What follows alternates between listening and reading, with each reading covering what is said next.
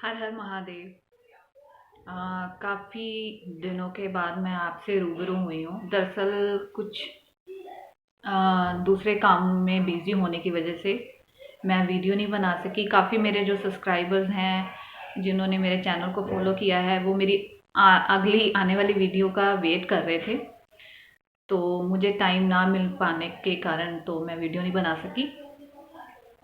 तो आज हम बात करेंगे अपने तीसरे चक्र के बारे में, क्योंकि जो मेरी पिछली वीडियोस हम चक्रों के बारे में बात कर रहे हैं, जो हमारे शरीर के अंदर चक्र हैं, जो अंदर चक्र होते हैं हमारे शरीर के अंदर, जो 7 चक्र होते हैं, उसके बारे में हम वन बाय वन बात करेंगे। आज हमारा तीसरा वीडियो है, तीसरे चक्र के ऊपर।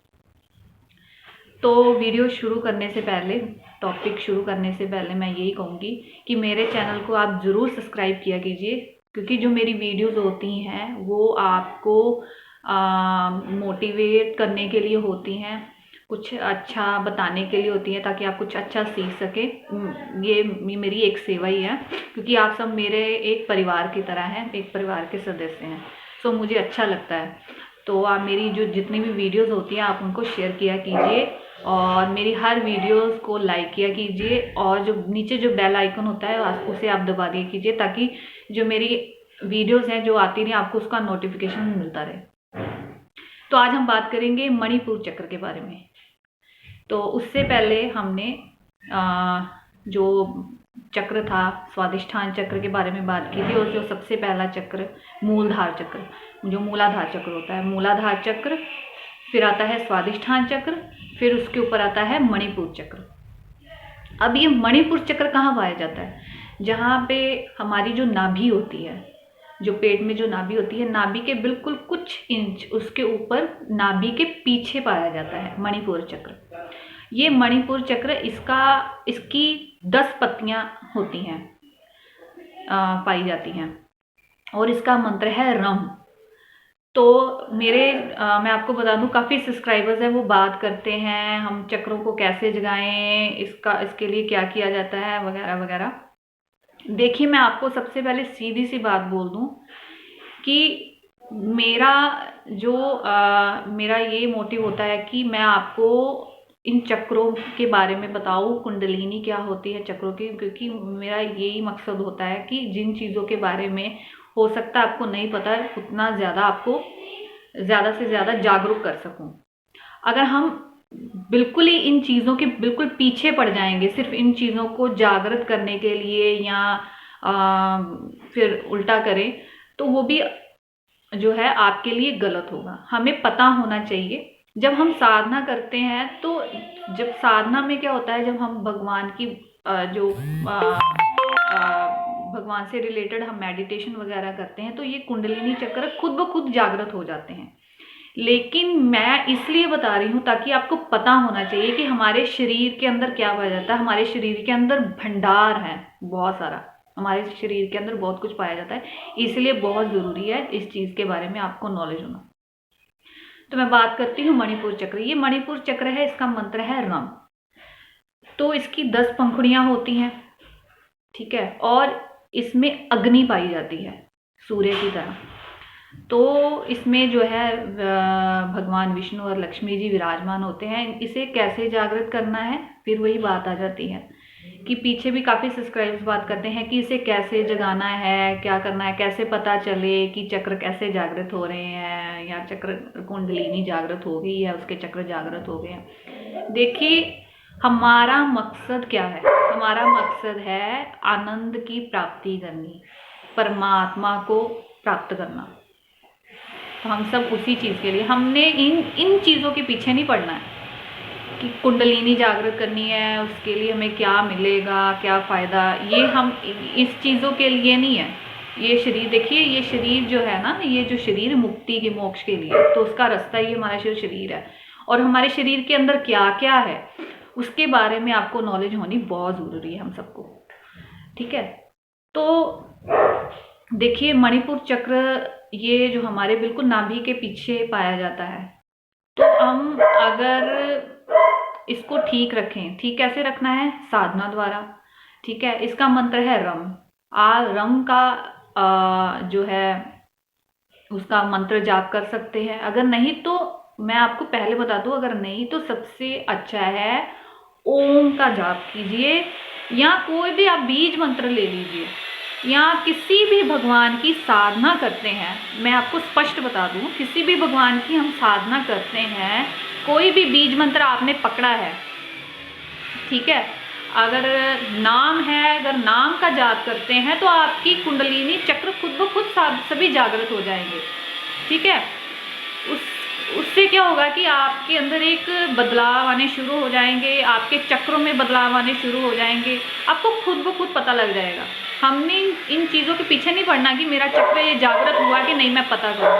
हम इस चीज़ के लिए नहीं है साधना, साधना भगवान की प्राप्ति के लिए, मोक्ष की प्राप्ति के लिए, आनंद की प्राप्ति के लिए, चेतना जिसके लिए जो हम भक्ति करते हैं, साधना करते हैं, ठीक है।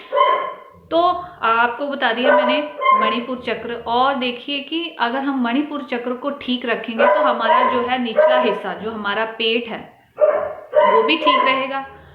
फिर इसको परमानेंट एक्टिव कैसे रखना है, जो ये हमारे चक्र होते हैं, चाहे मणिपुर चक्र है, जितने भी चक्र हैं, इनको परमानेंट कैसे एक्टिव रखना है, उसका एक ही उपाय है, हम ब्रह्मचर्य का पालन करें, हम जो है सही चीजें करें। हम देखिए टाइम अगर नहीं मिलता, अगर आप कहीं जॉब में जाते हैं, अगर आपको टाइम नहीं है इन चीज़ों के लिए, चलते तुरते फिरते आप मन में अपने बीज मंत्र जो है, बीज मंत्र का जाप करें मुंह से, या नाम जप करें, सबसे बेस्ट है। अगर थोड़ा सा भी समय मिले तो देखिए, हम इतना भी भगवान ने जिंदगी हमें इस चीज़ के लिए नहीं दी है कि खाना पीना एंजॉय करना, इस चीज़ के लिए नहीं है। तो जिन्होंने हमें ये चीज़ें दी हैं वो परमात्मा है, तो हम उसके लिए तो थोड़ा समय निकाल ही सकते हैं, चाहे वो ब्रह्म मुहूर्त का समय हो, चाहे रात के अगर 11 भी बजे हो, 10 भी बजे हो, आप अपने बैठ के अपना माला करने बैठ के, जितना भी समय लगता है आप अपने कमरे में बैठ जाएं, तो ये बहुत ज़रूरी है, ठीक है कि नहीं। तो उसके ये चीज़ें हम अपने लिए करनी है, हमने खुद के लिए, खुद के शरीर, खुद के बदलाव के लिए, तो हमें खुद को जानना है, ठीक है। हमने अपने शरीर को जानना है, खुद को जानना है। आपको खुद ब खुद जो है आहिस्ता आहिस्ता ज्ञान होना शुरू हो जाएगा। ये तभी होगा जब हम इन चीज़ों का पालन करेंगे। तो हमें ब्रह्मचर्य का पालन करना है, सही खाना है, गलत बार का नहीं खाना, नॉनवेज नहीं खाना। मैं आपको बहुत बार कह चुकी हूँ। जब ये आप चीज़ें छोड़ देंगे, उसके बाद अगर आप कोशिश करें आहिस्ता आहिस्ता, अगर आप ये चीज़ें करनी शुरू कर देंगे तो आपकी वो चीज़ें भी छूट जाएंगी। आपके रहने सहने में बदलाव आना शुरू हो जाएगा, आपके बोलने में, आपके नेचर में, बिहेवियर में बदलाव आना शुरू हो जाएगा, और आपकी वजह से आपका एक ऑरा ऐसा क्रिएट हो जाएगा कि आपको देख के आपकी फैमिली वाले भी आपके जैसे हो जाएंगे।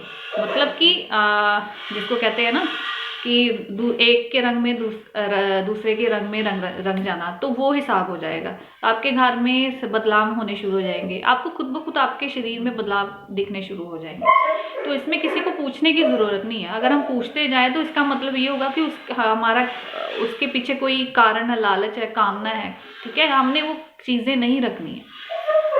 बस हम अपनी साधना करें, आप ओम का उच्चारण करें, चाहे ओम का उच्चारण करें, हमारे पूरे शरीर में वाइब्रेशन उठती है, आपके जो चक्र हैं वो खुल जाएंगे। अगर हम ब्रह्मचर्य का परमानेंट पालन करें डेली, तो आपके जो है चक्र भी परमानेंट जो है वो एक्टिव रहेंगे। आपकी जो कुंडलिनी है, जैसे ही आप बैठेंगे, अगर आपको महीना हो गया है साधना करते, आप ब्रह्मचर्य का पालन भी कर रहे हैं, तो देखना कि आप जब भी आसन में बैठेंगे, महीने से ऊपर हो गया, तो आप जैसे ही बैठेंगे 5 मिनट नहीं होंगे, आपकी जो ऊर्जा उठेगी, खुद ब खुद उठनी शुरू हो जाएगी। आपकी रीढ़ की हड्डी में एक गर्मैश सी पैदा होने शुरू हो जाएगी, आपके यहाँ से रोंगटे खड़े होने शुरू हो जाए, क्योंकि जो ऊर्जा है, कॉस्मिक एनर्जी, वो यहाँ से एंटर करती है। जहाँ पे आपने देखा होगा जो पंडित है वगैरह साधु, उन्होंने यहाँ पे चोटी रखी होती है, ये एक एंटीना की तरह काम करता है, वो यही कारण है। सो मैंने आपको बहुत सारी चीज़ें बता दी हैं। सो मणिपुर चक्र है क्या? अगर मणिपुर चक्र है, हमारे जो है हमने उसको कैसे जागृत करना है, कैसे ठीक रखना है, उससे क्या है, हमारा पेट भी ठीक रहेगा, हमारा शरीर भी ठीक रहेगा। उसमें काफ़ी अग्नि होती है। जब हम जब बैठते हैं, साधना करते हैं, तो एक के बाद एक जब चक्र जागृत होते हैं, तो हमें क्या होता है कि जब हम आंखें बंद करते हैं, हम साधना करते हैं, तो हमें उनके रंग दिखाई देते हैं। चक्रों के अलग अलग रंग हैं।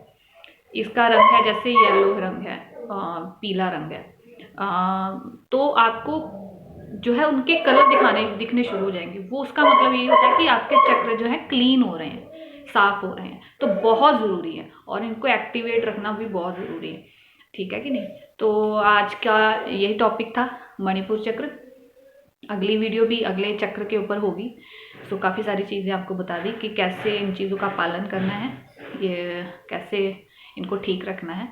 तो लास्ट में फिर से यही कहूँगी कि जो मेरी ये जो वीडियो है इसको ज़्यादा से ज़्यादा ज़रूर शेयर करें। हर हर महादेव।